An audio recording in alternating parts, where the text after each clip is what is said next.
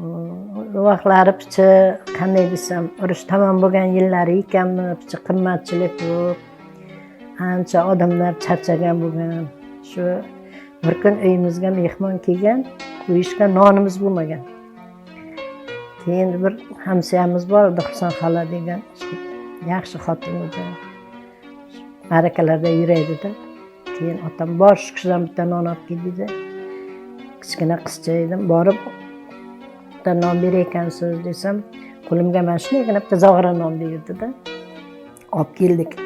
Endi choy damlaylik desak, choy ham yo'q, quruq choy ham yo'qdi. Keyin shu yangam tojik edi-da.